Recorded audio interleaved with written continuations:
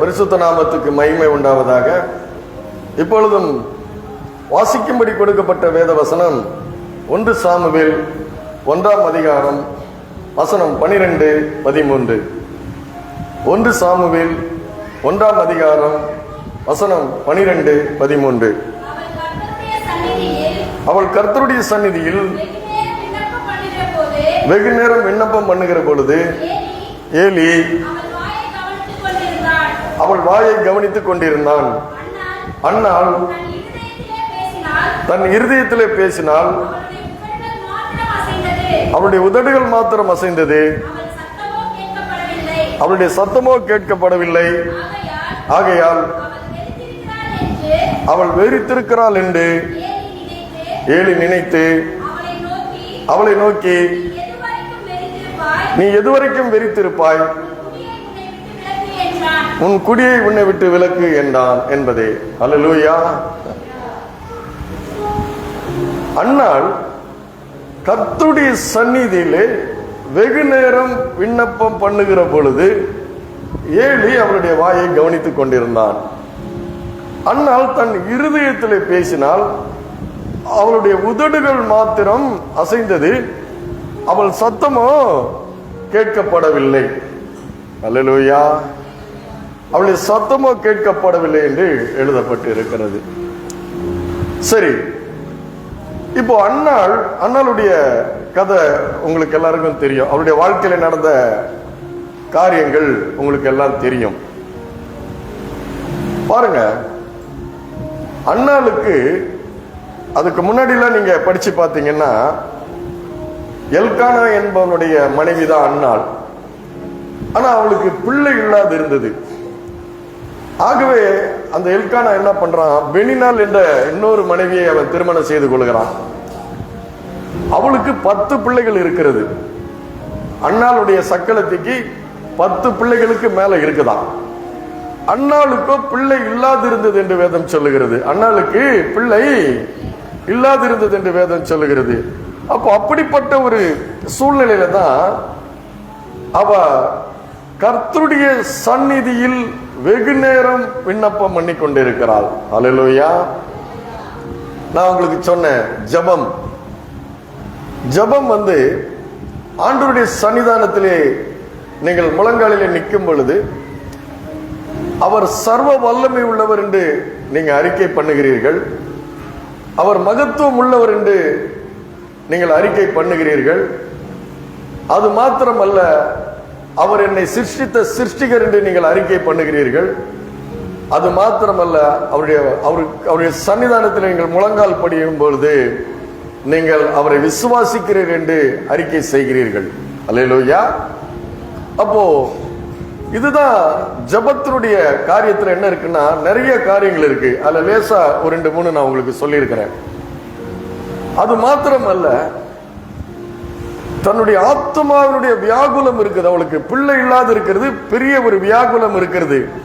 நீங்க அந்த 1ஆம் அதிகாரம் 6ஆம் வசனத்துல படிச்சீங்கன்னா, அவள் துக்கப்படுகிறாள், விசனப்படுத்துகிறாளாம். துக்கப்படும்படியாக அவள் துக்கப்படுகிறாள், அவள் மிகவும் விசனப்படுத்துகிறாள், அவளை மனமடிவாக்குவாள், அவளை சஞ்சலப்படுகிறவளாய் அவள் இருக்கிறாள். 10ஆம் வசனத்துல அவள் மனங்கசந்து அழுது என்று சொல்லப்பட்டிருக்கிறது. அது மாத்திரமல்ல, ஒரு சிறுமையான ஒரு சூழ்நிலை. சிறுமையான சூழ்நிலைன்னா ஒரு அவமானமான ஒரு சூழ்நிலையில அவள் இருக்கிறாள். ஆனா அந்த சூழ்நிலையில தான் அவ ஆண்டவருடைய சன்னிதானத்துக்கு அவள் வருகிறாள். அவ விண்ணப்பம் பண்ணுகிறாள். வெகு தொலைவு அவங்க பிரயாணம் பண்ணிட்டு வரணும். ரொம்ப தூரம் அவங்க பிரயாணம் பண்ணிட்டு சீலோவாவில் இருக்கிற தேவனுடைய அந்த ஸ்தலத்திலே அங்கே அவ வருகிறாள். இருதயத்தை அவள் ஊற்றுகிறாள். அவளுக்கு ஒரு நம்பிக்கை இருக்குது. சங்கீதக்காரன் சொல்லுகிறான் பாருங்க, சங்கீதம் 62:7-8 என்ன சொல்லப்பட்டிருக்கிறது? சங்கீதம் 62:7-8 என்ன சொல்லப்பட்டிருக்கிறது? என் ரட்சிப்பும் என் மகிமையும் தேவனிடத்தில் இருக்கிறது, பலனான என் கண்மலையும் என் அடைக்கலமும் தேவனுக்குள் இருக்கிறது. சங்கீதக்காரன் சொல்கிறான், என் ரட்சிப்பும் என் மகிமையும் தேவனிடத்தில் இருக்கிறது. அவனுக்கு தெரியுது, எனக்கு ரட்சிப்பு என்பது ஒரு ஆசீர்வாதம், என்னுடைய வாழ்க்கையில் ஒரு மகிமையான காரியம் நடக்கணும்னா அது ரெண்டுமே தேவனிடத்துல தான் இருக்கிறது என்று அவன் சொல்லுகிறான். அதுக்கப்புறம் 8வது வசனத்துல, ஜனங்களே எக்காலத்திலும் அவரை நம்புங்கள், அவருடைய சமூகத்தில் உங்கள் இருதயத்தை ஊற்றிவிடுங்கள், தேவன் நமக்கு அடைக்கலமாய் இருக்கிறார். பாருங்க, சங்கீதக்காரன் ரொம்ப அருமையா சொல்லுகிறான், ஜனங்களே எக்காலத்திலும் அவரை நம்புங்கள். எக்காலத்தில் நம்ப முடியுமா? அல்லேலூயா. தாழ்வில் நம்மை நினைத்தவரை துதியுங்கள் என்று வேதம் சொல்லுகிறது. அல்லேலூயா. நம்முடைய தாழ்வில் நம்மை நினைத்தவரை துதியுங்கள், அவர் எக்காலத்திலும் அவரை நம்புங்கள், அவருடைய சமூகத்தில் இருதயத்தை ஊற்றிவிடுங்கள். அதுதான் விசுவாசம். அந்த நம்பிக்கையினுடைய அடிப்படையில தான் அன்னாள் கர்த்தருடைய சன்னிதானத்திலே வெகு நேரம் விண்ணப்பம் பண்ணுகிற பொழுது பாருங்க, அவளுக்கு சக்களத்துக்கு 10 பிள்ளைகள் இருக்கிறது, இவளுக்கு பிள்ளைகள் இல்லை, பிள்ளையே இல்லை. ஆனா இவ என்ன பண்றா, கர்த்தரை தேடி அவ வருகிறா. ஒரு என்னுடைய நண்பனுடைய மகனுக்கு குழந்தை பிறந்து பேர் வைக்கிற விழாக்கு போயிருந்தோம். 3 மாசம் ஆனதோ பேர் வைக்கிறாங்க. பேர் வைக்கும் பொழுது நாங்க முன்னாடி உட்கார்ந்து இருக்கிறோம். பேர் வச்சுட்டு சொந்தக்காரங்களாம் போட்டோ எடுத்துட்டு இருக்கிறாங்க. அந்த குழந்தை கையில வச்சுட்டு 2 பேரும் நிக்கிறாங்க. அந்த பையனுடைய நண்பனுக்கும் இவனுக்கும் ஒரு 10 நாள் முன்ன பின்னதான் திருமணமானது. அதே போல குழந்தையும் 2 நாள் வித்தியாசத்துல பிறந்திருக்கு. இவனுக்கு 2 நாள் முன்னாடி பிறந்திருக்கு, இவனுக்கு 2 நாள் பின்னாடி பிறந்திருக்கு. 2 பேருக்கும் 2 பிள்ளைகளுக்கு கரெக்டா 3 மாசம். அப்ப 2 பேரும் 2 பிள்ளைய வச்சுட்டு பக்கத்துல நின்று போட்டோ எடுத்துட்டு இருக்கிறாங்க. என் மனைவி என் பக்கத்துல உட்கார்ந்து இருக்குது. உட்கார்ந்து இருந்துட்டு ஒரு சொல்லுது, இத பாருங்க, இந்த பையன் தலைமுடி 3 மாசம் தான் அந்த பிள்ளைக்கு, தலை பூரா முடி கருப்பா இருக்குது, கருன்னு அடர்த்தியா தலை பூரா முடி இருக்குது 3 மாச பிள்ளைக்கு. இந்த பிள்ளைக்கு தலையில முடி இல்லை. பாருங்க, ஒரு பெண்கள் கவனிக்கிறத நீங்க கவனிச்சு பார்க்கணும். அந்த பெண்கள் பார்க்கிறது, சொத்தா பார்க்கிறது, ஆசீர்வாதமா பார்க்கிறது, மகிமையா பார்க்கிறது, அந்த பிள்ளைகளை தான் பார்க்கறாங்க. ஹல்லேலூயா. அநேகம் பெண்கள் இப்படிதான். சில பேர் தான் சொத்து இருக்குது, கார் இருக்குது, வீடு இருக்குது, இப்படி பார்க்கலாம். ஆனா எனக்கு தெரிஞ்ச அநேகம் பெண்கள் அந்த பிள்ளையத்தான் மகிமையா பார்க்கறாங்க. ஆனா அன்னாளுக்கோ பிள்ளை இல்லாது இருந்தது. அல்லேலூயா. 2 பேருக்கிட்டையும் பிள்ளை இருக்குது, தலைமுடி அதிகமா இருக்குது, இது கம்மியா இருக்குது, நாளைக்கு வளர்ந்துடும். ஆனா பிள்ளை கையில இருக்குது, கொஞ்சறதுக்கு, பாராட்டுறதுக்கு, சீராட்டுறதுக்கு பிள்ளைகள் இருக்குது. ஆனா அன்னாளுக்கோ பிள்ளை இல்லை. ஆனா அந்த அன்னாளுடைய காரியத்தை பார்த்தீங்கன்னா, விசுவாசத்தை பார்த்தீங்கன்னா, சங்கீதக்காரன் சொன்னது என்ன சொன்னா, ஜனங்களே எக்காலத்திலும் அவரை நம்புங்கள். அல்லேலூயா. உங்கள் இருதயத்தை அவரிடத்திலே ஊற்றி விடுங்கள். நான் உங்களுக்கு சொல்றேன், உங்க வாழ்க்கையிலே இன்னைக்கு ஏதாவது குறைகள் இருக்கலாம், ஏதாவது மிகப்பெரிய தேவைகள் இருக்கலாம், அல்லது ஏதாவது அத்தியாவசியமான ஒரு காரியம் இருக்கலாம். நான் சொல்றேன், ஜனங்களே எக்காலத்திலும் அவரை நம்புங்கள். ஹல்லேலூயா. இதுதான் அந்த நம்பிக்கை. அது மாத்திரமல்ல, அவருடைய சமூகத்தில் உங்கள் இருதயத்தை ஊற்றி விடுங்கள், தேவன் நமக்கு அடைக்கலமா இருக்கிறார். நீங்க அந்த மனுஷங்கிட்ட நீங்க சொன்னீங்கன்னா, இத மனுஷங்கிட்ட உங்களுடைய மனதினுடைய வியாகுலத்தை, வேதனைய, சஞ்சலத்தை நீங்க ஊத்துனீங்கன்னா, அது உடனே ஊர் பூரா பரவிடும், சிரிப்பா சிரிச்சு போயிடும். ஆனா கர்த்தரிடத்தில் உங்கள் இருதயத்தை ஊற்றுங்கள், எக்காலத்திலும் நீங்கள் அவரை நம்புங்கள், அவர் நமக்கு அடைக்கலமாய் இருக்கிறார். ஹல்லேலூயா. தேவன் நமக்கு அடைக்கலமும் ஆபத்து காலத்தில் அனுகூலமான துணையுமாய் அவர் இருக்கிறார். அதனாலதான் அவ ஒரு விசுவாசத்தோடு அங்கே வந்து அவருடைய சந்நிதியில் வந்து வெகு நேரம் விண்ணப்பம் பண்ணுகிற பொழுது தன்னுடைய இருதயத்தில் இருக்கிற சஞ்சலங்கள், அவமானங்கள், சிறுமைகள், வியாகுலங்கள், வேதனைகள் எல்லாவற்றையும் அவள் ஊற்றிக் கொண்டு இருந்தாள். அவளுடைய வாழ்க்கையிலே ஏராளமான கண்ணீர் இருந்தது. ஏன்னா கொஞ்சறதுக்கு, பாராட்டுறதுக்கு, சீராட்டுறதுக்கு ஒரு பிள்ளை இல்லை. அதான் சங்கீதக்காரன் சொல்கிறான் பாருங்க. சங்கீதம் 6:6 சொல்றான் பாருங்க. 6:6 என்ன சொல்றான்?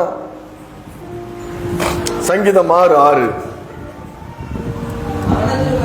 இல்ல, என் பெருமூச்சினால் இளைத்து போனேன், என் பெருமூச்சினால் இளைத்து போனேன், ராம் முழுவதும் என் கண்ணீரால் என் படுக்கையை மிகவும் ஈரமாக்கி என் கட்டிலை நினைக்கிறேன். சாதாரணமா இல்லங்க, அவன் என் பெருமூச்சினால் இளைத்து போனேன் என்று சொல்லுகிறான். அது அந்த பெருமூச்சு என்று சொல்லும் பொழுது உள்ளத்தினுடைய ஆழமான வேதனை எது? அல்லேலூயா. ஒரு மனுஷனுடைய வாழ்க்கையிலே அவன் எதிர்பார்த்து, அவனுடைய எதிர்பார்ப்பு பெரிய எதிர்பார்ப்பா இருக்கிறது. அந்த எதிர்பார்ப்பு நடக்கல. அந்த எதிர்பார்ப்பு நடக்காம இருக்கும் பொழுது அது அவனை வேதனைப்படுத்துகிறது. மிகவும் உள்ளத்தினுடைய ஆழத்திலிருந்து வேதனைப்படுத்தும் பொழுதுதான் அவன் பெருமூச்சு அவனுக்கு வருகிறது. அந்த பெருமூச்சினால் நான் இளைத்து போனேன் என்று அவன் சொல்லுகிறான். அது மாத்திரமல்ல, என் கண்ணீரால் என் படுக்கையை மிகவும் ஈரமாக்கி என் கட்டிலை நினைக்கிறேன். படுக்கையே கண்ணீரால், படுக்கை ஈரமாகுது அவனுடைய கண்ணீரினால். படுக்கைனா பெட்டு, அந்த முழு பெட்டுமே ஈரமாகுதான் அவனுடைய கண்ணீரினால. பெருமூச்சினால கண்ணீர் வருது. ஆற்றுவார் இல்ல, தேற்றுவார் இல்ல. கட்டிலை நினைக்கிறேன். கட்டில், அவ்வளவு பெரிய கட்டில் நனைந்து போகுது. இது எழுத்தின்படி, இது உண்மையாகவே அநேகருடைய வாழ்க்கையிலே அவங்க எதிர்பார்க்கிற காரியங்கள் நடக்காம இருக்கும் பொழுது இப்படிப்பட்ட பெருமூச்சு வருது. இளைத்து போகிறார்கள், களைத்து போகிறார்கள், வேதனைப்படுகிறார்கள். ராத்திரி படுத்தா தூக்கம் வர மாட்டேங்குது. கண்ல இருந்து கண்ணீர் வந்து தன்னால வந்து தலையில நினைக்குது. என்னுடைய வாழ்க்கையில ஒரு 17 வருடங்களுக்கு முன்பாக இந்த சூழ்நிலையில நான் இருந்தேன். அல்லேலூயா. நான் படுக்கிறேன். படுத்துக்கிட்டு இருக்கும்போது எனக்கு நடக்கிற சூழ்நிலைகளை பார்த்துட்டு கண்ணீரால் என் 2 கண்ணீரும் கீழே விழுது. தலையில தான் நனைஞ்சுது. அல்லேலூயா. கட்டில் நனைஞ்சிருக்குது. சங்கீதக்காரன் சொல்றான், என் படுக்கையை மிகவும் ஈரமாக்கி என் கட்டிலை நினைக்கிறேன் கண்ணீரால. ஆனா அன்னைக்கு வந்து என்னுடைய தலையணை 2 கண்ல இருந்து தண்ணீர் வருது, தலையணை நனையுது. ஆனா அப்ப ரட்சிக்கப்ப அப்பதான் வந்து ஆண்டவருக்குள்ள நான் வந்திருக்கிறேன். ஆனா ஆண்டவரை நான் விசுவாசிக்கிறேன். மனுஷன் அப்பத்தினாலே மாத்திரமல்ல, தேவனுடைய வாயிலிருந்து புறப்படும் ஒவ்வொரு வார்த்தையினாலும் பிழைப்பான் என்று எழுதியிருக்கிறது. பணத்தினால் அல்ல. அல்லேலூயா. பணம் ஏராளமா இருக்குது. வீடு வாங்குறதுக்கு பெரிய அளவு பணம் என் கட்டிலுக்கு கீழே இருக்குது அன்னைக்கு. ஆனா என் படுக்கையை நான் என் கண்ணீரால் நினைத்துக் கொண்டிருக்கிறேன். ஏன்னா பணத்தினால் அதை செய்ய சரி பண்ண முடியாது. அல்லேலூயா. பணத்தினால் அதை சரி பண்ண முடியாது. ஏன்னா தேவனுடைய பிள்ளைகளாகிய நமக்கு அவரால் தான் கூட வேண்டும். அல்லேலூயா. நமக்கு ரட்சிப்பு அவரால் தான் நமக்கு நடக்க வேண்டும். நமக்கு விடுதலை அவரால் தான் நடக்க வேண்டும். அதைத்தான் சொல்றான் சங்கீதக்காரன். என் பெருமூச்சினால் இளைத்து போனேன், என் ராமழுதும் என் கண்ணீரால் என் படுக்கை மிகவும் ஈரமாக்கி என் கட்டிலை நினைக்கிறேன். அன்னால் இப்படிப்பட்ட ஒரு சூழ்நிலை மனுஷரால் கூடாதது தேவனால் கூடும், கர்த்தரால் கூடாதது ஒன்றுமே இல்லை என்று தன்னுடைய இருதயத்தில் விசுவாசித்துதான் அவள் கர்த்தருடைய சன்னிதானத்திலே வந்து வெகு நேரம் அவள் பெருமூச்சு விடுகிறாள், இளைத்து போயிருக்கிறாள், விண்ணப்பம் பண்ணுகிற பொழுது ஏலி அவள் வாயை கவனித்துக் கொண்டிருக்கிறான். அன்னாள் தன் இருதயத்திலே பேசினால் அவளுடைய உதடுகள் மாத்திரம் அசைந்தது, அவளுடைய சத்தமோ கேட்கப்படவில்லை. சத்தம் வரல. ஏன்னா வேதனையால் உள்ள நிறைந்து போயிருக்கிறது, சத்தம் கேட்கப்படவில்லை.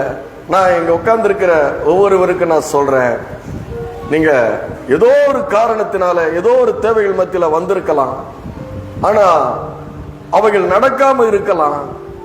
ஆனா உங்களுடைய ரட்சிப்பும் உங்களுடைய மகிமையும் கர்த்தர் மேல வைங்க. கர்த்தர் சொல்லுகிறார், நான் ஏற்ற காலத்தில் நிறைவேற்றி முடிப்பேன் என்று அவர் சொல்லுகிறார். அதே போல என்னுடைய வாழ்க்கையில அந்த கண்ணீரை கர்த்தர் துடைத்தார். பணத்தினால இல்ல, அவருடைய வல்லமையினாலே அந்த கண்ணீரை துடைத்தார். ஹல்லேலூயா. அதனாலதான் சொல்றான் சங்கீதக்காரன், கர்த்தரை எக்காலத்திலும் நம்புங்கள். ஜனங்களே, கர்த்தரை எக்காலத்திலும் நம்புங்கள். ஹல்லேலூயா. அதனாலதான் எக்காலத்திலும் நான் அவரை ஸ்தோத்தரிப்பேன் அப்படின்றான். இரண்டாவது பாத்தீங்கன்னா, இந்த பெருமூச்சை தேவன் மாற்றுகிறார்.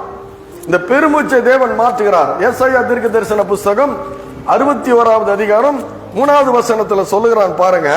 ஆண்டவர் என்ன சொல்றாரு? சீயோனில் துயரப்பட்டவர்களை சீர்படுத்தவும் சிங்காரத்தை தருகிறார்.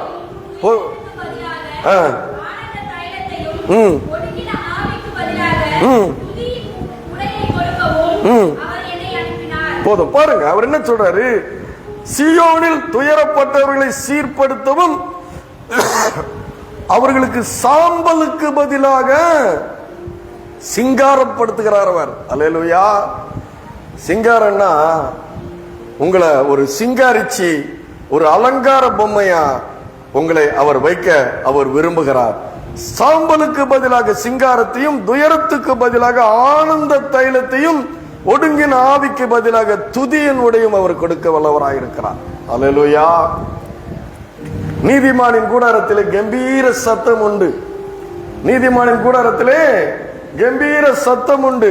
அது மாத்திரமல்ல, அந்த துயரத்தை, நம்முடைய துயரத்தை அவர் மறக்கிறவரும் அல்ல. மல்கியா எழுதின தீர்க்க தரிசன புஸ்தகம் 3வது அதிகாரம் 16வது வசனம் என்ன சொல்லுது பாருங்க. மல்கியா 3:16.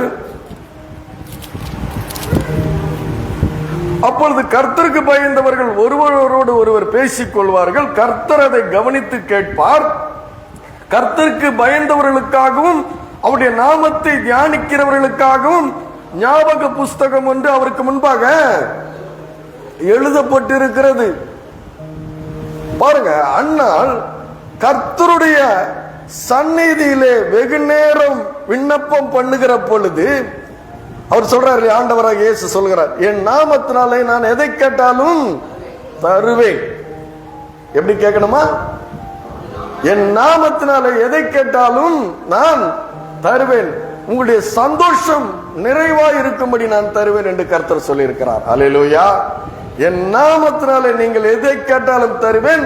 இதுவரை என் நாமத்தினாலே நீங்கள் ஒன்றும் கேட்கவில்லை, கேளுங்கள், உங்களுடைய சந்தோஷம் நிறைவாய் இருக்கும்படி நான் தருவேன் என்று கர்த்தர் சொல்கிறார். ஏன்னா அவர் பொய் சொல்ல மனுஷர் அல்ல, அவர் மனம் மாற அவர் மனுபுத்திரன் அல்ல.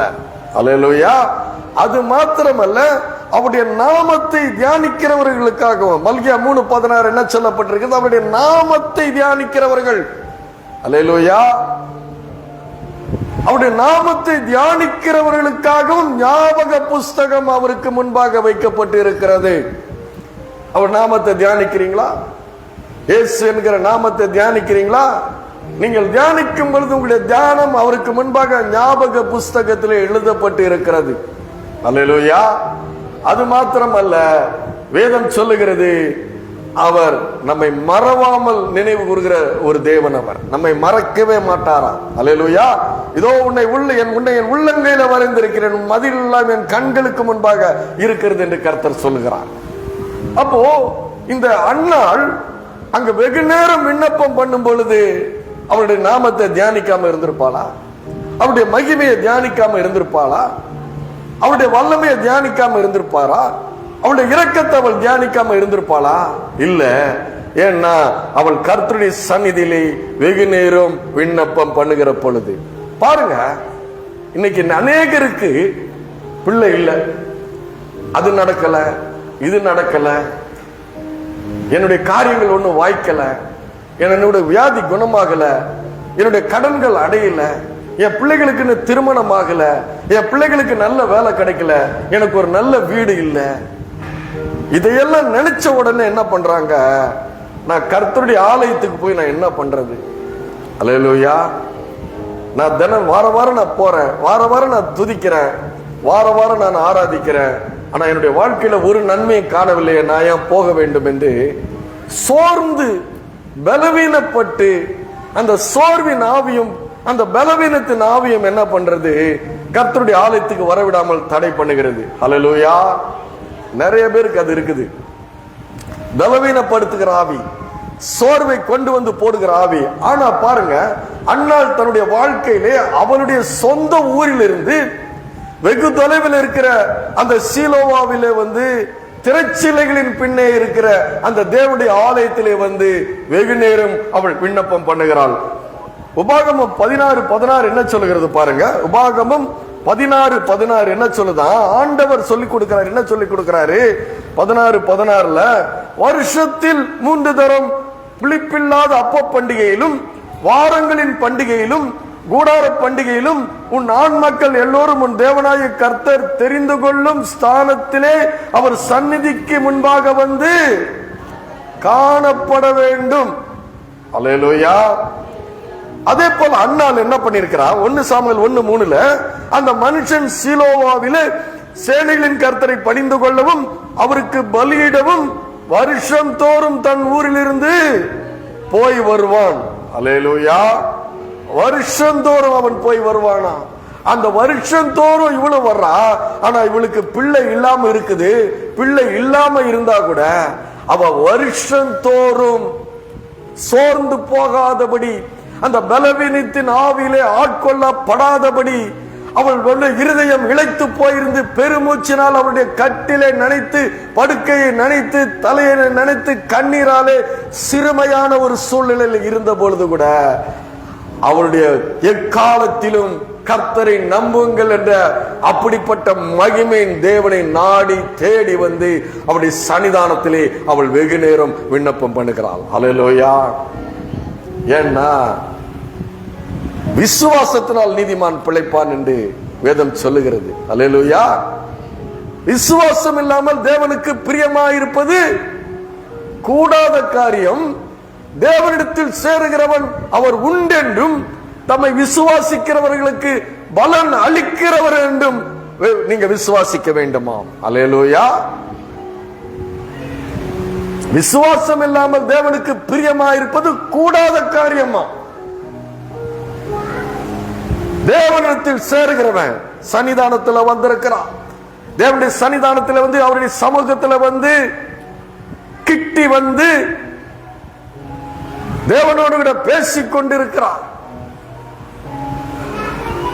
ஆபிரகாம் சொல்லுகிறான், ஆபிரகாம் தேவனுக்கு முன்பாக சமீபித்து வந்து இதே தூளும் சாம்பலுமாயிருக்கிற உம்மிடத்தில் நான் பேச துணிந்தேன் என்று சொல்லுகிறான்.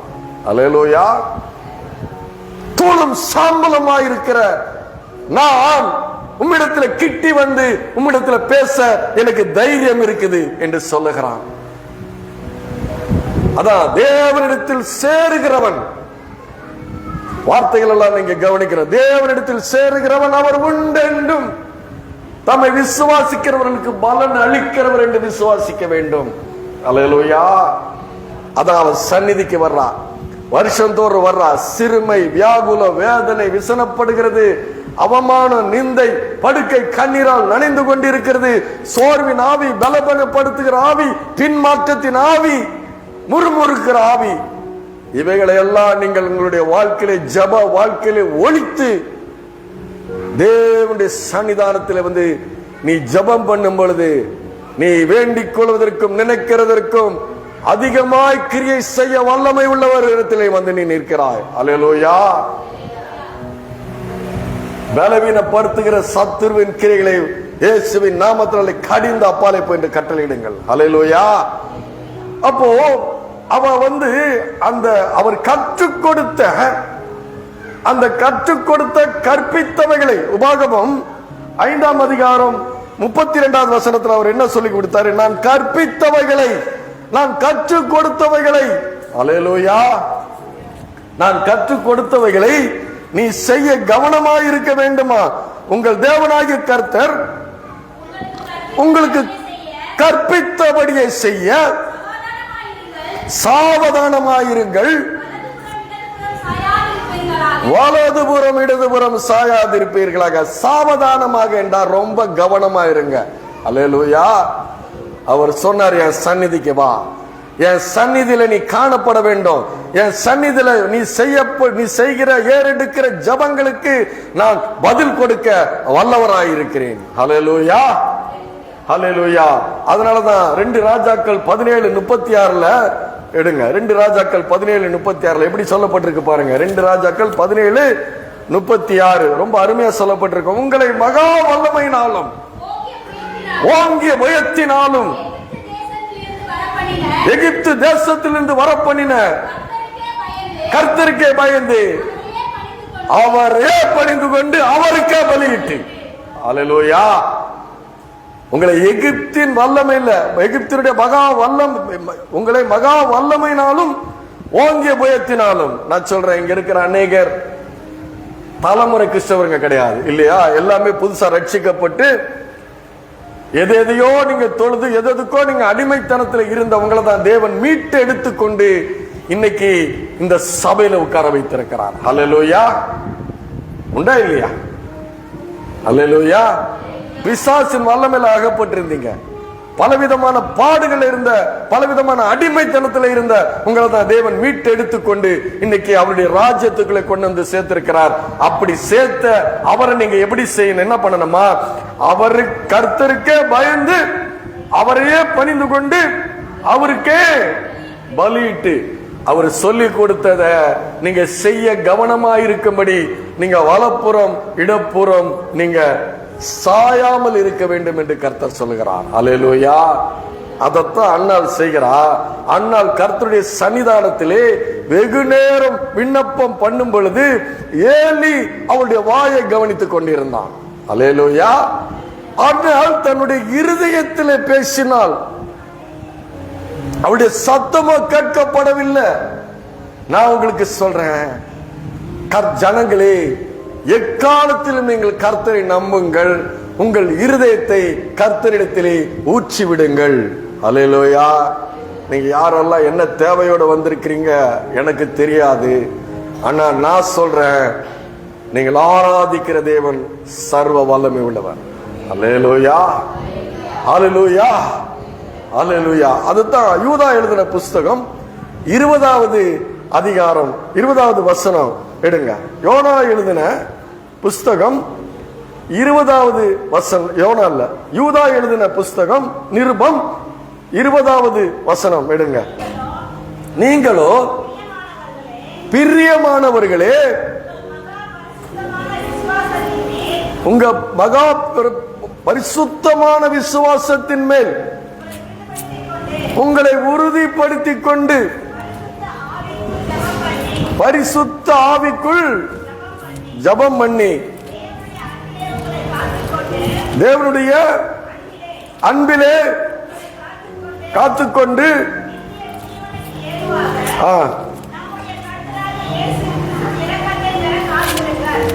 அல்லேலூயா. பாருங்க என்ன சொல்றாரு, உங்கள் மகா பரிசுத்தமான விசுவாசத்தின் மேல் உங்களை உறுதிப்படுத்திக் கொண்டு பரிசுத்த ஆவிக்குள் ஜபம் பண்ணி. இந்த வசனத்தை ரொம்ப நல்லா கவனமா வச்சுக்கோங்க. உங்களுடைய விசுவாசம் எப்படிப்பட்ட விசுவாசமா இருக்க வேண்டுமா? மகா பரிசுத்தமான விசுவாசமாய் உங்கள் விசுவாசம் இருக்க வேண்டும். அல்லேலூயா. விசுவாசத்தை பத்தி நம்ம நிறைய படிக்கிறோம், ஆனா இங்க சொல்லப்பட்டிருக்கிறது என்ன சொல்லப்பட்டிருக்கிறது? உங்கள் மகா பரிசுத்தமான விசுவாசத்தின் மேல் உங்களை உறுதிப்படுத்திக் கொண்டு. அல்லேலூயா.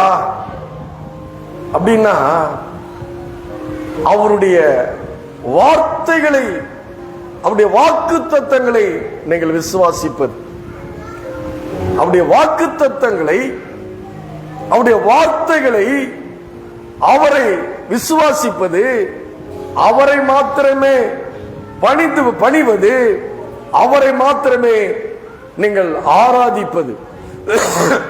அல்லேலூயா. ஆராதனையில எல்லாரும் ஆவியினாலே நிறைஞ்சு நீங்க ஆராதனை பண்ணுனீங்க. நான் உங்களுக்கு அடிக்கடி நான் சொல்லக்கூடிய ஒரு காரியம் என்னன்னா, அதை போலவே நீங்க உங்களுடைய ஜெபத்திலே உங்க வீட்டில நீங்க முழங்கால் படியிடும் பொழுது உங்க இருதயத்துக்கு தெரியணும், சபையில எப்படி சபையாக நான் ஆராதிக்கிறேனோ, எப்படி கைகளை உயர்த்தி பரிசுத்த கைகளை உயர்த்தி பரிசுத்த ஸ்தலத்துக்கு நேராக கைகளை உயர்த்தி எப்படி விசுவாசத்தோடு நான் ஆராதிக்கிறேனோ, அதே போல என்னுடைய வீட்டில் நான் ஆராதிப்பேன். ஆண்டவரே, ஆவியினாலே ஆராதிப்பேன். உங்களுடைய மகா பரிசுத்தமான விசுவாசமாகிய அப்படிப்பட்ட அந்த விசுவாசத்திலே நீங்கள் உங்களை உறுதிப்படுத்திக் கொண்டு, நான் சொல்ற தினந்தோறும் நீங்கள் ஆராதிக்கும் பொழுது, அப்படி ஆவினாலே நீங்கள் ஆராதிக்கும் பொழுது உங்களுடைய மகா பரிசுத்தமான விசுவாசம் உறுதிப்படுத்தப்பட்டு அது உங்களுடைய வாழ்க்கையிலே வெளியரங்கமாய் அது காணப்படும். ஹல்லேலூயா. அது ரொம்ப அவசியம். சபையா கூடி ஒன்று கூடி ஆராதிக்கிறது சுலபமா இருக்குது, ரொம்ப ஈஸியா இருக்குது, அது பழக்கமா இருக்குது. ஆனா ஆவினால நீ ஜெபம் பண்ணும் போதுனா, ஆண்டவர் சார் உன் அறை கதவை பூட்டி அந்த ரங்கத்தில் இருக்கிற பிதாவை நோக்கி கூப்பிடு, அப்பொழுது நான் வெளியரங்கமாய் உனக்கு நான் பதில் கொடுப்பேன். அல்லேலூயா. வெளியரங்கமாய் பதில் கொடுப்பேன். அப்ப அந்த பேசுறது உங்களுடைய விசுவாசம் உறுதிப்பட்ட விசுவாசமா இருக்குது. அந்த விசுவாசம் அதை தேவன் பார்க்கிறாரு, இங்க எல்லாரும் பார்க்கறாங்க. அங்க நீங்க இருக்கிறீங்க, தேவன் இருக்கிறார், ரெண்டு பேர் தான் இருக்கிறீங்க. ஹல்லேலூயா. அப்ப அதுதான் உங்களுடைய விசுவாசம், மகா பரிசுத்தமான விசுவாசம் அது வெளிப்படுகிறது. ஹல்லேலூயா. அவரை பத்தி நீங்க தியானிக்கணும், அவரை பத்தி நீங்க யோசிக்கணும்.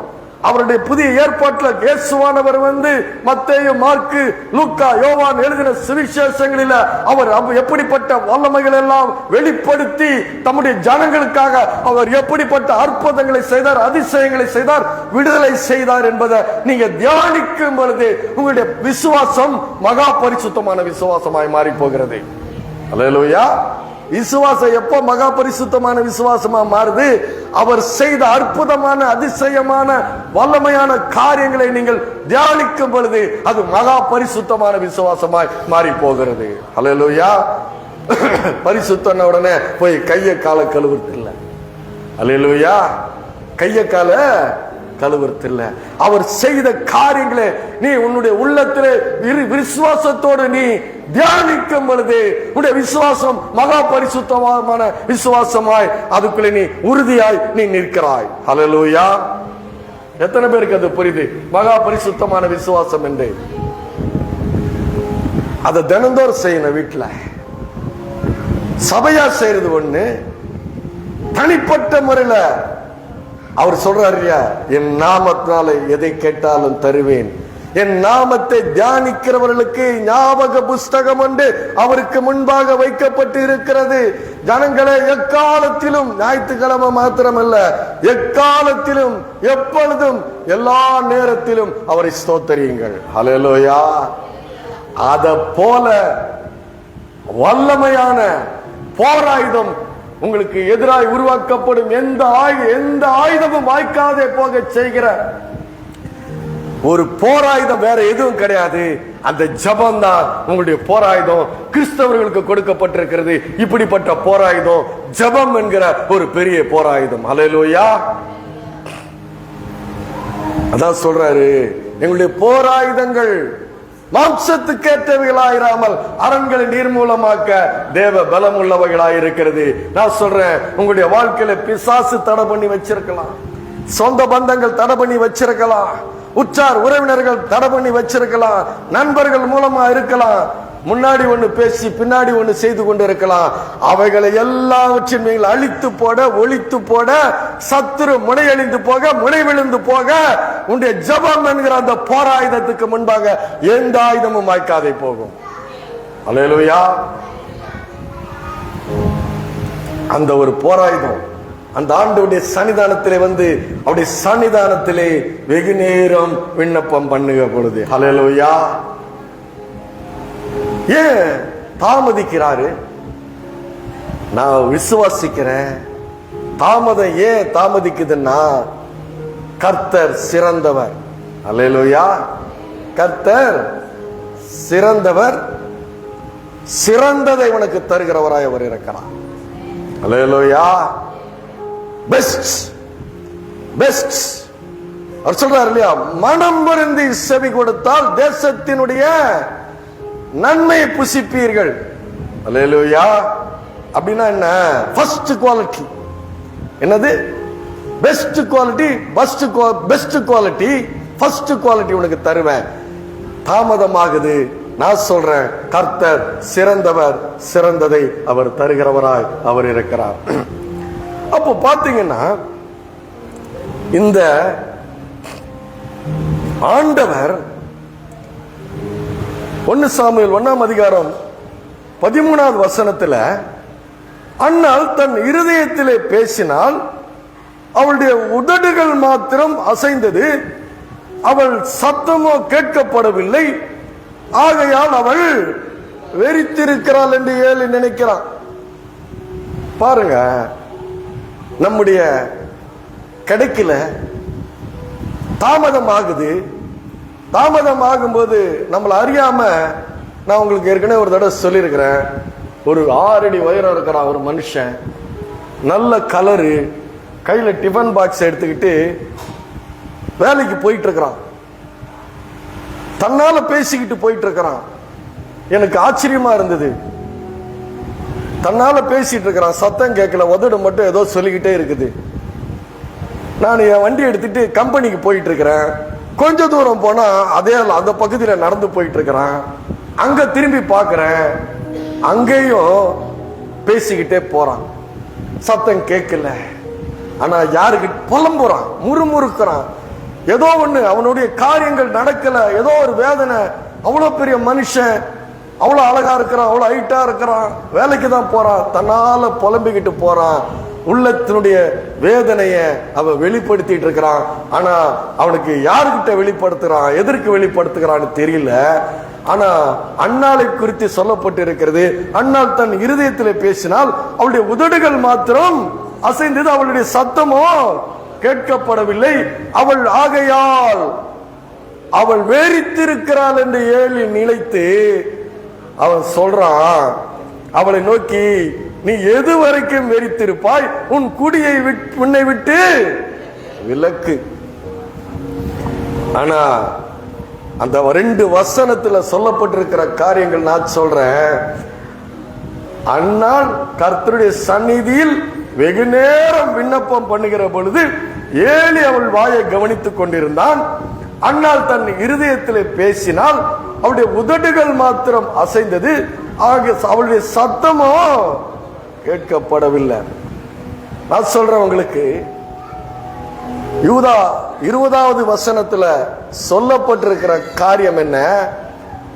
உன்னுடைய மகா பரிசுத்தமான விசுவாசத்திலே நீ உறுதிப்பட்டு, நல்லா கவனிக்கணும், உன்னுடைய விசுவாசம் மகா பரிசுத்தமாயிருந்து அந்த விசுவாசத்திலே நீ உறுதிப்பட்டு இருக்க வேண்டும். ஏசாயா தீர்க்க தரிசன புஸ்தகம் 26வது அதிகாரம் 3வது வசனம் சொல்லுகிறது, உம்மை உறுதியாய் பற்றி கொண்ட மனதை உடையவனே, நீர் பூரண சமாதானத்துடன் காத்துக் கொள்ளுகிறீர். விசுவாசமானது நம்பப்படுகிற உறுதியும் காணப்படாதவனுடைய நிச்சயமாயிருக்கிறது. எபிரேயர் 11:1. பாருங்க, உறுதிப்பட்டு இருக்கிறது. உறுதிப்பட்டிருக்கிறதுனா எதிலிருந்து உறுதிப்பட்டு இருக்கிறது? அது எப்படிப்பட்ட உறுதியா இருக்கிறது? நல்லா சொல்ற, நீங்க கவனிங்க. அவருடைய சர்வ வல்லமை அவர். நீங்கள் ஆராதிக்கிற தேவன் யாரு? சர்வ வல்லமை உள்ளவர். நீங்கள் ஆராதிக்கிற தேவன் யாரு? சர்வத்தையும் சிருஷ்டித்த சர்வ லோகாதிபதி அவர். அவரைத்தான் நீங்கள் ஆராதித்தீர்கள், அவரைத்தான் நீங்கள் துதித்தீர்கள். அவர் எப்படிப்பட்டவர்? அவர் காற்றையும் கடலையும் அதட்டினவர் அவர். அல்லேலூயா. காற்றையும் கடலையும் அதட்டினவர். தண்ணீர்களை கைப்பிடியால் அளந்து, வானங்களை ஜானளவாக பிரமாணித்து, பூமியின் மண்ணை மரக்காலால் அளந்து, மலைகளை தராசாலும் பர்வதங்களை துலாக்கோலாலும் நிறுத்தவர். ஒரு வார்த்தையினால் இந்த உலகங்களை உண்டாக்கி, ஒரு வார்த்தையினால் இந்த உலகங்களை தாங்கிக் கொண்டிருக்கிற ஒரு சர்வ வல்லமையுள்ள தேவன். அவர் காற்றை உருவாக்கினவரும், பர்வதங்களை சிருஷ்டித்தவரும், பூமியின் உயர்ந்த ஸ்தானங்களில் ஏறி வருகிறவரும், விடியற் காலத்தை அந்தகாரமாக்குகிறவரும், அப்பேற்பட்ட சேனைகளின் அதிபதி, சேனைகளின் கர்த்தர் என்பது அவருடைய நாமம். அல்லேலூயா. அப்பேற்பட்ட அவருக்கு முன்பாக மனுஷர்கள் ஏற்ற சாலிலே தொங்கும் தூளியை போல இருக்கிறார்கள், தராசில படுகிற தூசியை போல இருக்கிறார்கள். அப்பேற்பட்ட மகிமைக்கு சொந்தக்காரர் அந்த கர்த்தர், அப்பேற்பட்ட தேவன். அவர் சொல்றாரு, மலைகள் விலகினாலும் பர்வதங்கள் நிலை பெயர்ந்தாலும் என் கிருபை உன்னை விட்டு விலகாமலும் என் சமாதானத்தில் உடன்படிக்கை உன்னை விட்டு விலகாமலும் இருக்கும் என்று உண்மையில் மனதுருகிற கர்த்தர் சொல்கிறார் என்று சொன்ன கர்த்தர். அவர் சொல்றாரு, மனுஷனை நினைக்கிறதற்கும் மனுஷகுமாரனை விசுவாசிக்கிறதுக்கும் அவன் ஏமாத்திரம் அவனே நினைத்து கொண்டிருக்கிறாரா. மைண்ட் ஃபுல்லா அவனை தான் நினைச்சுக்கிட்டு இருக்கிறாரா. அவருக்கு முன்பாக ஞாபக புஸ்தகம் ஒன்று வைக்கப்பட்டு இருக்கிறது. அப்பேற்பட்ட மகிமைக்கு தேவன் அவர். அல்லேலூயா. கொந்தளிக்கிற காற்றையும் கடலையும் அதட்டுகிறவர் அவர். அல்லேலூயா. அவர் சொல்றாரு, மனதுருகி எனக்கு சித்தம் உண்டு, நீ சுத்தமாக என்று சொன்னவர். அல்லேலூயா. அப்பேற்பட்ட சர்வ வல்லமை நிறைந்தவர் அவர். சொல்றாரு, நான் சர்வ வல்லமையுள்ள தேவன், எனக்கு முன்பாக நீ உத்தமனாய் நடந்து கொண்டே என்று சொன்னவர். அல்லேலூயா. யோனா அவருடைய ஜெபத்தை கேட்டார். மீனின் வயிற்றில் இருக்கிறான், மீனின் வயிற்றில் இருக்கும்போது என் துதியின் சத்தத்தை நான் செலுத்துவேன் என்று சொல்லுகிறான். அவருடைய ஜெபத்தை கேட்டவர் அவர். அல்லேலூயா. சர்வ வல்லமையுள்ள தேவன் அவர். ஆதாவ இருதயத்தில் விசுவாசிச்சார். அல்லேலூயா. அவ இருதயத்தில் விசுவாசிக்கிறா. எப்படி விசுவாசிக்கிறா? என் ஆண்டவர் சர்வ வல்லமையுள்ள தேவன், அவருக்கு நான் என் இருதயத்தில் பேசுற கேட்கிற தெய்வம் அவர். அல்லேலூயா. சத்த வரணும்னு அவசியம் இல்லைங்க, சத்த வரணும்னு அவசியம் இல்லை. என் ஆண்டவர்கிட்ட பேசும் பொழுது நான் சத்தம் போட்டு பேசுறேன்னு அவசியம் இல்லைங்க. ஏன்னா அவர் சர்வ சிருஷ்டிகர், உயிரோடு இருக்கிறவர், ஜீவன் உள்ள தேவன் அவர். அல்லேலூயா. நம்ம ஆராதிக்கிற தேவன் ஜீவன் உள்ள தேவன், சர்வ ஞானி, சர்வ வியாபி, சர்வ வல்லமை உள்ளவர் அவர். ஏன் அவளுக்கு தெரிஞ்சது? விசுவாசம் தெரிஞ்சது. நான் பேசுறேன்னு அவசியம் இல்லை, என்னுடைய இருதயத்தினுடைய வாஞ்சை, என்னுடைய வேதனை, என்னுடைய தேவை எல்லாவற்றையும் அவர் அறிந்திருக்கிறவர். அவர் என் ஆத்துமாவை சிருஷ்டித்தவர் அவர். அல்லேலூயா. ஆத்துமாவை சிருஷ்டித்தவர் அவர். அவருக்கு தெரியும். என்ன தெரியும்? நான் பேசுறேன்னு அவசியம் இல்லை, என் இருதயத்தை நான் ஊற்றலாம், என் உதடுகள் மாத்திரம் அசைஞ்சு. ஏழுக்கு தேவைங்க, ஏழுக்கு சத்தம் தேவை.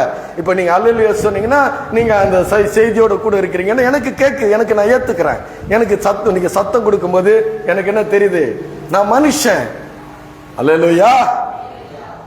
உங்க சத்தம் எனக்கு தேவைப்படுது, அவருக்கு தேவையில்லை. ஏன்? அவர் சிருஷ்டிகர், அவர் கர்த்தர், அவர் வல்லமை உள்ளவர். அல்லேலூயா. நாசில சுவாசம் உள்ள எல்லாருக்கும் அவர்தான் கர்த்தர். அதான் விசுவாசம். அந்த விசுவாசம் தான் அவளுக்கு இருந்துச்சு. அந்த விசுவாசத்தினாலதான் அவ சோர்ந்து போகல, பலவீனப்படுத்தல. பலவீனப்படுத்துகிற பிசாச அவ கடிந்து அப்போல போயிட்டு கட்டளிட்டு சோர்வின் ஆவியை தூக்கி போட்டுட்டு அவர் சொல்றாரு, எப்பொழுதும் ஜெபம் பண்ணுங்கள், இடைவிடாது ஜெபம் பண்ணுங்கள், சோர்ந்து போகாமல் ஜெபம் பண்ணுங்கள், ஆவினால ஜெபம் பண்ணுங்கள். பேதுரு எழுதுகிறார், பவுல் எழுதுகிறார், எல்லாரும் எழுதுகிறார்கள். அல்லேலூயா. அதத்தான் செய்யறார். சோர்ந்து போகல. ஏன் சோர்ந்து போகல? அவர் சர்வ வல்லமை உள்ளவர். வானங்களை விரல்களால் விரித்தவர், வானங்களை திரையை போல விரித்தவர், காற்றை தன்னுடைய பண்டக சாலையிலே வைத்திருக்கிறவர் அவர். அவர் செங்கடலை பிளந்தவர் அவர். அல்லேலூயா. அவரால் என் மாறாவை மதுரமாக்க முடியும், என் கசப்பை மதுரமாக்க முடியும். அல்லேலூயா. அதனால்தான் சங்கீதக்காரன் சங்கீதம் 139:4 சொல்லுகிறான், என் நாவின் சொல் பிரவாதத்திற்கு முன்னே அதை அவர் அறிந்திருக்கிறார். அல்லேலூயா. அதான் மகா பரிசுத்தமான விசுவாசம். அண்ணாளுடைய விசுவாசம் சாதாரணமான விசுவாசம் கிடையாதுங்க. ஏன் அவ்வளவு தொலைவு இருந்து அங்க வந்து சிலோவாவில கர்த்தரை பணிந்து கொண்டு அவருக்கே பலியிட்டு அவரே எக்காலத்தில் நம்பி அந்த சர்வ வல்லவர் இடத்துல தன்னுடைய இருதயத்தில் ஏன் பேசுகிறார்? அவர் என்னுடைய வாயில் சொல் பிறவாததற்கு முன்னே அவர் என்னவென்று அவர் அறிந்திருக்கிறார். அதுதான் மகா பரிசுத்தமான விசுவாசம். விசுவாசிக்கிறீங்களா? அல்லேலூயா. நீங்கள் ஆராதிக்கிறது சாதாரண கர்த்தர் இல்லைங்க, சாதாரண கர்த்தர் இல்ல. மகிமைக்கு, மாட்சிமைக்கு, மகத்துவத்துக்கு, மேன்மைக்கு உரியவர்.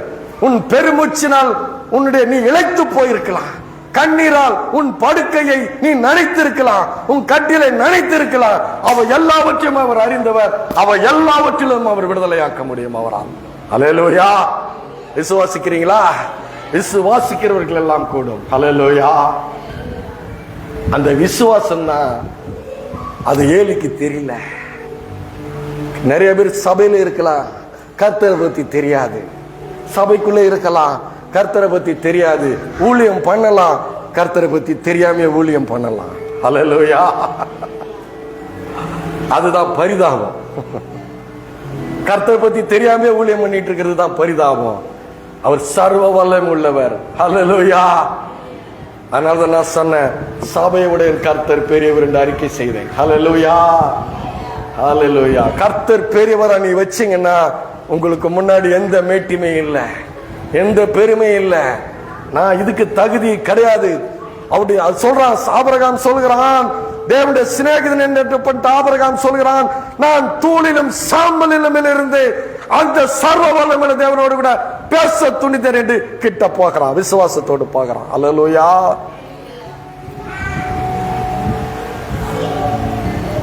ஜனங்கள் எல்லாம் அவருக்கு முன்பாக ஒன்றுமில்லை என்று வேதம் சொல்லுகிறது. ஆனா அந்த தேவன் நம்ம மீது கரிசனையா இருக்கிறார். அல்லேலூயா. உன்னுடைய ஜபத்துக்கு பதில் தருகிறவராக இருக்கிறார். அந்த விசுவாசம் உங்களுக்கு இருக்குதா? அவர் சர்வ வல்லமையுள்ளவர். என் உதடு அசைஞ்சா கேட்பாரு. அதுதான் என் கர்த்தர். நான் ஆராதிக்கிற கர்த்தர் யாரு? என் நாவில் சொல் பிறவாததற்கு முன்னே அதை படிங்க. 139 நாள் படிங்க சங்கீதம்.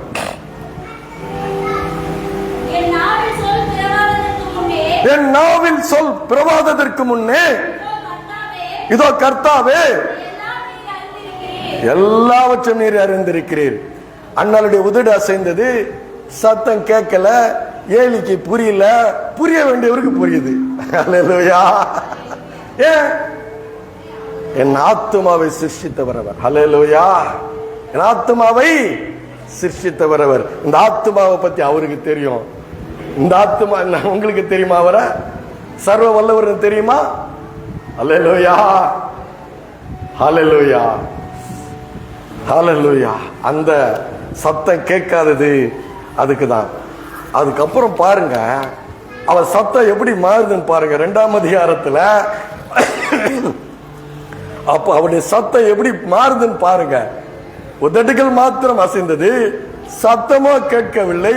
அப்புறம் அண்ணாளுக்கு குழந்தை பிறந்துருச்சு. விசுவாசத்துல குழந்தை பிறந்த உடனே அவன் சொல்றா பாருங்க, அப்பொழுது அண்ணாள் ஜெபம் பண்ணி, என் இருதயம் கர்த்தருக்குள் களி கூறுகிறது,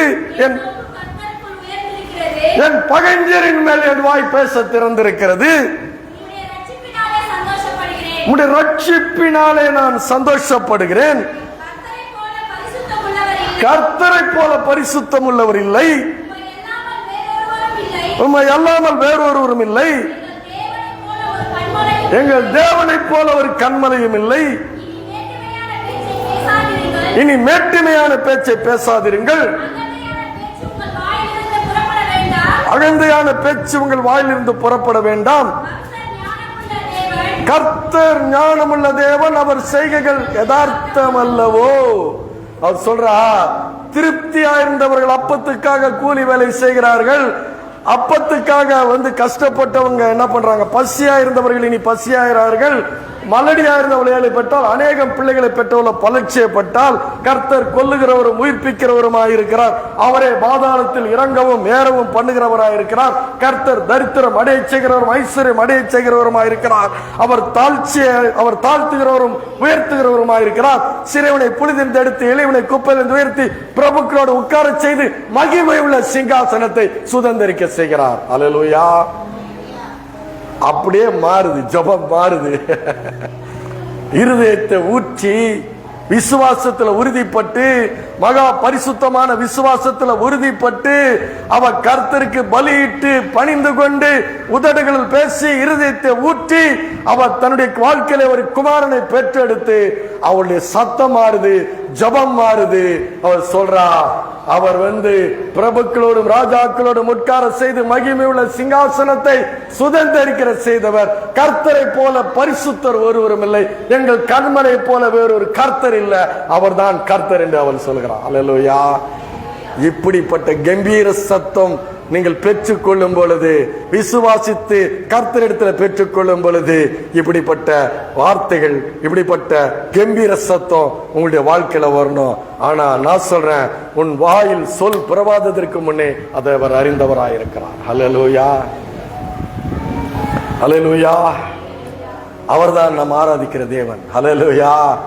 அவர்தான் சொல்றாரு, இதுவரை என் நாமத்தினால நீங்கள் ஒன்றும் கேட்கவில்லை, கேளுங்கள், உங்களுடைய சந்தோஷம் நிறைவாயிருக்கும்படி தருவேன் என்று. அல்லேலூயா. நம்முடைய கர்த்தரை போல பரிசுத்தம், இந்த மாதிரி ஜபம் உங்க வாயிலிருந்து வரணும். 2ஆம் அதிகாரத்தில் சொல்லப்பட்ட ஜபம் உங்கள் வாயிலிருந்து வர வேண்டும். உங்க வாழ்க்கையில நீங்கள் கர்த்தர் மகிமை உள்ளவர், கர்த்தருக்கு மகிமை செலுத்தினீங்கன்னா, அவரை நீங்க மகிமை படுத்தினீங்கன்னா, நான் சொல்றேன், நீங்க மகிமை அடைவீர்கள். அல்லேலூயா. மகிமையை கர்த்தருக்கு செலுத்துங்க, உங்களுக்கு தேடாதீங்க. மகிமையை தேடினவங்க இங்க இல்ல, மகிமை தேடினவங்க இங்க இல்ல, நிக்க முடியல, நிக்க முடியாது. மாம்சம் நிக்காது, பரிசுத்தம் தான் நிக்கும். அல்லேலூயா. நான் சொல்றேன், உங்களுக்கு மகிமையை தேடாதீங்க, அதை தேடி கொடுக்கிறவர் கர்த்தர் உயிரோடு இருக்கிறார். மேன் வரமாட்டேங்குது, வேணாமா? அல்லேலூயா. அதனால்தான் நான் சொல்றேன், உங்களுக்கு மகிமையை தேடாதீங்க, அவரை பணிந்து கொள்ளுங்கள், துதி பலிகளை செலுத்துங்க. அவர் உங்களை மகிமைப்படுத்துகிற ஒரு நல்ல தேவனாய் அவர் இருக்கிறார். அல்லேலூயா. அவள் உதடுகள் அசைந்தது, சத்தமோ கேட்கவில்லை, இருதயத்தை தேவனிடத்திலே ஊற்றினால் அவரை மகிமைப்படுத்தினா. என்னன்னு மகிமைப்படுத்தினா? அவர் சர்வ வல்லவர்னு மகிமைப்படுத்தினா. அவர் மகிமைப்படுத்தினார். ஹல்லேலூயா. சாமுவேலை கொடுத்தார். அவரை மாதிரி ஒரு தீர்க்கதரிசி இஸ்ரவேலிலே வேறு ஒருவரும் எழும்பினதில்லை. ஹல்லேலூயா. அவரை மகிமைப்படுத்தினா மகிமைப்படுவார், உங்களை மகிமைப்படுத்துவார், உங்களை நீங்க ஆசீர்வதிப்பார். அதனால அவரை மகிமைப்படுத்துங்க சபையில. ஹல்லேலூயா, ஹல்லேலூயா, ஹல்லேலூயா. கர்த்தருக்கே மகிமை உண்டாவதாக.